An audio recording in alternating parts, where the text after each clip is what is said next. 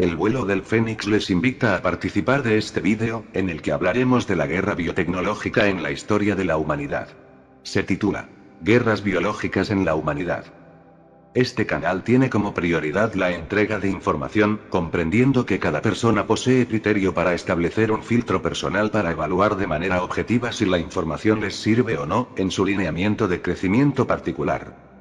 El vuelo del Fénix, canal de YouTube, se representa a sí mismo, entregando información actualizada, en contextos de la historia de la humanidad, tanto contemporánea como del pasado, situaciones que se asocian preferentemente con el grado de conciencia de cada persona, lo que corresponde a su grado de entendimiento, basado en el conocimiento.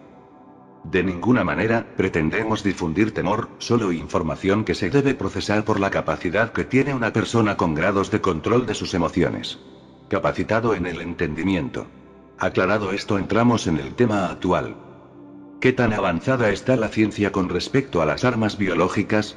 Desde hace mucho tiempo que se está experimentando con armas biológicas, primero en animales y después en seres humanos. Es un secreto a voces, pero la guerra biológica es posible en estos días. Supuestamente, se dejó de experimentar en humanos. Pero ¿cómo prueban los nuevos descubrimientos? ¿Será la enfermedad mundial un arma biológica? ¿Y quizás cuántos otros virus elaborados en laboratorios? Es en nuestra época de asombrosos avances científicos y tecnológicos que el hombre por primera vez ha dividido lo que siempre fue considerado indivisible. En física dividió el átomo, en biología dividió el código genético. Sería ingenuo presuponer que estos dos hitos en la historia del talento humano no tuviesen su lado oscuro y peligroso al ser usados cuando el ingenio humano dirige sus miras hacia la destrucción.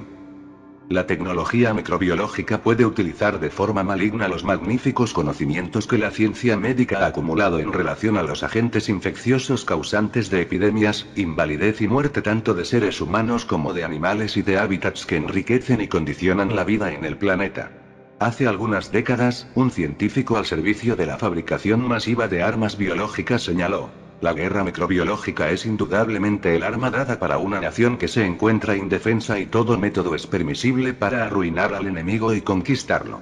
Esta frase encierra el peligro que entraña la sujeción de la ética científica al servicio de objetivos siniestros. El término armas biológicas conceptualiza el posible uso de tecnología biológica para destruir, afectar o lesionar a un enemigo potencial.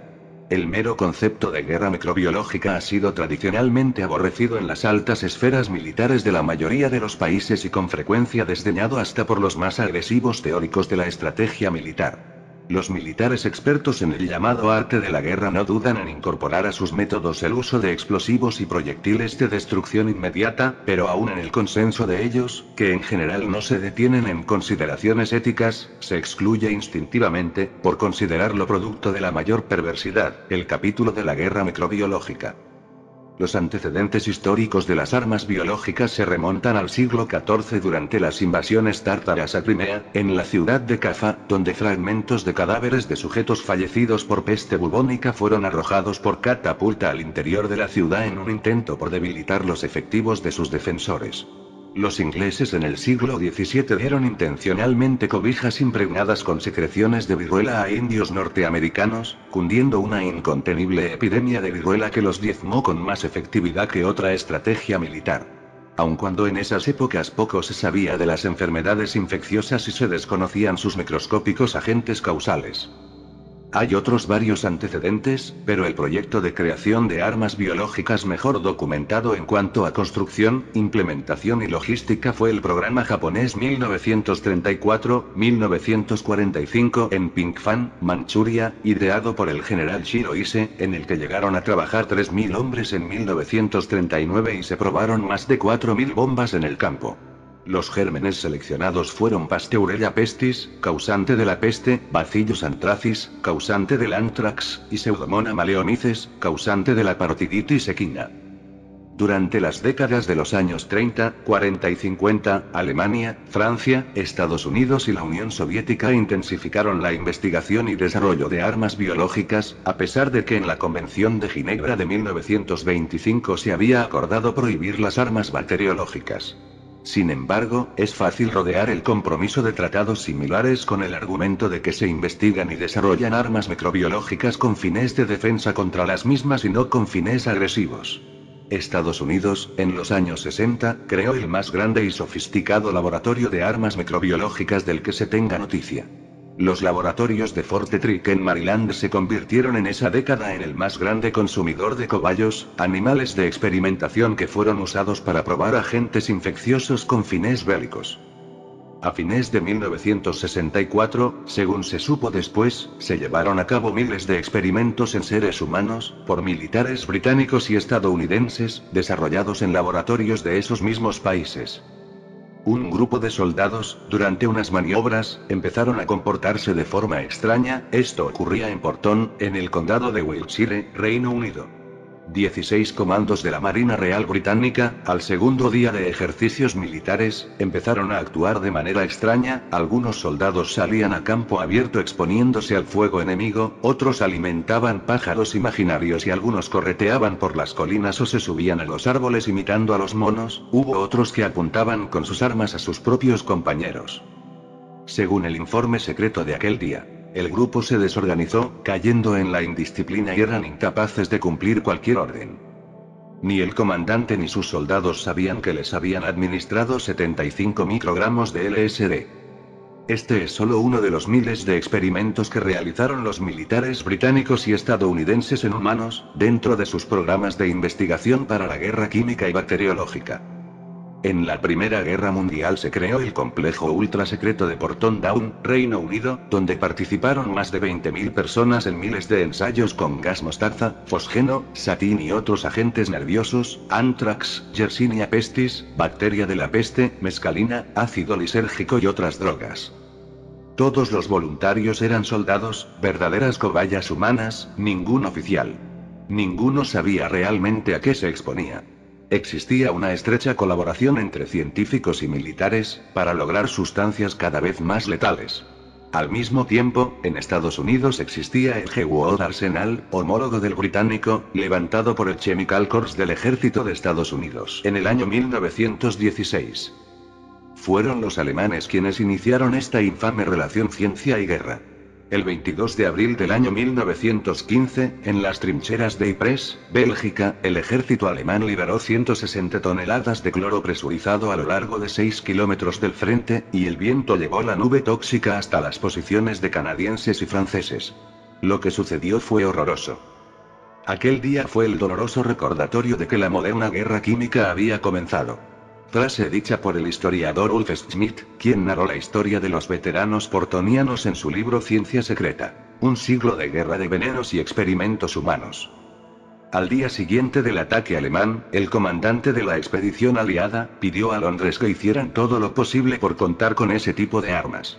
5 meses después, los británicos ya tenían su propia versión de cloro, que usaron ese mismo mes en el frente de Loos y los resultados fueron desastrosos. Fueron envenenados centenares de sus propios soldados, porque el viento cambió. Desde ahí empezó una verdadera carrera de armamentos, primero químicos y después bacteriológicos y farmacológicos.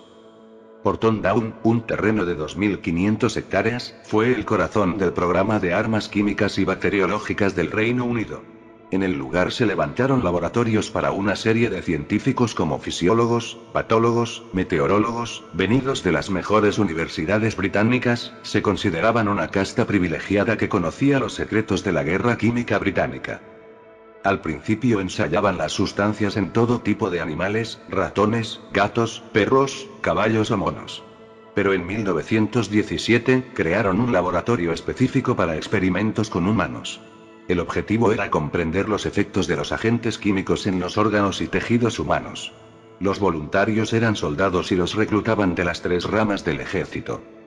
En 1929 se realizaron experimentos con más de 500 militares, la cifra se duplicaría por 10 durante la Segunda Guerra Mundial. En el año 1936, Alemania se adelantaría y crearía el primer pesticida sintético, el Tabun, un producto que actúa sobre el sistema nervioso. Siendo letal, incoloro e inodoro, los militares le vieron enseguida el uso como arma. Además, desarrollaron otros agentes nerviosos como el sarín, el soman, el cianuro de hidrógeno o ciclón B, que usaron para asesinar a millones de personas. Los nazis almacenaron hasta 44.000 toneladas de armas químicas. Estas armas no fueron utilizadas por miedo a las represalias, además, por ser muy peligrosas e impredecibles. Eso no impidió que ensayaran durante la guerra. Ya en 1939, tanto Alemania, como Estados Unidos y Reino Unido, eran auténticas potencias en guerra química. Los tres países usaron humanos en sus experimentos. Al finalizar la Segunda Guerra Mundial, no declinaron los ensayos, por el contrario, siguieron los experimentos e investigaron hasta lo inimaginable. El final de Porton Down llegó a finales de los 60. La crisis de legitimidad del sistema, el pacifismo, el desengaño con la sociedad burguesa afectaron al programa científico militar. Desde entonces, aunque la actividad no se ha detenido en Porton Down, sí se ha reducido. Ya no se experimenta con humanos, pero sí con animales. Existen tres campos fundamentales de acción en un ataque con armas biológicas. El primero es la infección masiva de seres humanos con enfermedades debilitantes o mortales. El segundo es la infección de ganado y animales de crianza con epidemias y devastación, que a tal manera produzcan en forma secundaria, pero inmediata, hambre y desestabilización económica en vastos grupos humanos. El tercero es introducción de plagas y tóxicos que destruyan en forma irreversible plantíos y entornos ecológicos y vegetales, que también afectan la nutrición, la economía y el hábitat del grupo humano objeto del ataque. Sería interminable mencionar las sofisticaciones y elaboración tecnológica de las bombas alimentadas con agentes patógenos que fueron producidas casi simultáneamente en Alemania, Estados Unidos, Inglaterra, Canadá y la Unión Soviética. Aunque no existe evidencia clara del uso bélico de estas armas por los países mencionados, sí es posible saber en qué se estaban enfocando algunos de ellos. Canadá, por ejemplo, en su laboratorio Kingston, se volvió experto en producir enormes cantidades de toxina botulínica, uno de los tóxicos bacteriológicos más severos, que ahora en dosis micrométricas se usa con fines cosméticos. Estos países también se dedicaron a la elaboración de métodos para preservación de gérmenes y de aerosoles con bacterias patógenas que se difundirían por vía aérea, con el fin de infectar el tracto respiratorio. En cuanto a Estados Unidos, existen pruebas que lo acusan de devastación ecológica producida por bombas conteniendo herbicidas y patógenos de plantas usados en la guerra de Vietnam. ¿Qué ocurre hoy en los laboratorios? Se puede apreciar fácilmente la enorme capacidad de destrucción que los agentes biológicos poseen cuando son manipulados científicamente. Más grave aún, ahora la posibilidad de recombinación genética, para aumentar la resistencia y agresividad de microorganismos infecciosos e incluso la factibilidad de crear nuevos gérmenes, es una posibilidad real. Las técnicas modernas de investigación microbiológica podrían tener capacidad para producir y seleccionar cepas bacterianas que crezcan más rápido, que produzcan mucha toxina y que sean resistentes a medidas antisépticas conocidas. Las armas biológicas tienen tres características peculiares dentro de la tecnología de la agresión. Primera, no son armas ortodoxas, ya que no encuadran en las estrategias militares conocidas de proyectiles y explosivos. Por contener agentes microscópicos invisibles al ojo humano, poseen posibilidades de efectos psicológicos agravantes, incluso más inciertos que los métodos convencionales de destrucción. Segunda, tienen una gran diversidad de efectos, causando, a diferencia de otros métodos de guerra, efectos continuados incluso mucho más largos que los deseados por el agresor. A diferencia de cualquier otra arma, los elementos constitutivos de las armas biológicas se reproducen en sus víctimas y también, potencialmente, en sus victimarios, teniendo capacidad de multiplicación autónoma. Tercera. También, a diferencia de otros métodos, pueden alterar la ecología de tal forma que el territorio afectado se torne peligroso e inútil para ser ocupado por el vencedor. En Wuhan se encuentra el principal centro de investigación virológica y un superlaboratorio, donde se estudian las enfermedades más contagiosas y peligrosas, como el ébola y el SARS. Este centro cuenta con el código P4, que significa el máximo nivel mundial de bioseguridad. Tal coincidencia ha desatado muchos rumores. Han existido tantos rumores, que el propio laboratorio se ha encargado de desmentirlos. Dicen que el virus no salió del centro de virología. Se sospecha que el coronavirus surgió en la lonja de Huang'an, en la ciudad de Wuhan, epicentro de la epidemia. Los expertos piensan que el virus podría proceder de los murciélagos, ya que en esa zona se venden muchas especies exóticas y se cocinaban en malas condiciones higiénicas, y habría mutado en una serpiente o en un mamífero llamado pangolín, antes de contagiarse el ser humano. La Academia China de Ciencias niega que proceda de allí. También se sospecha que el virus salió del laboratorio de Wuhan en una persona infectada o en la salida de un murciélago infectado, ya que en ese lugar se experimenta con murciélagos. En el fondo, todas son hipótesis o especulaciones, porque falta aún saber la más reciente fuente animal donde mutó el virus. ¿Se está probando un nuevo virus actualmente, para una futura guerra biológica? Como todas son especulaciones, les dejamos esa pregunta. Como contrapeso optimista no debemos tener la impresión de que nos encontramos indefensos ante el peligro que entraña un arma microbiológica. El hombre ha vivido siempre en contacto con epidemias, enfermedades transmisibles y patógenos del ambiente y posee una serie de experiencias y conocimientos que le han permitido sobrevivir y conquistar paso a paso las enfermedades infecciosas. La educación en salud, las medidas preventivas, la sanidad del ambiente y el progreso en las condiciones básicas de vida son la mejor y más efectiva arma contra las enfermedades infecciosas y la mejor barrera para contener una epidemia natural o provocada.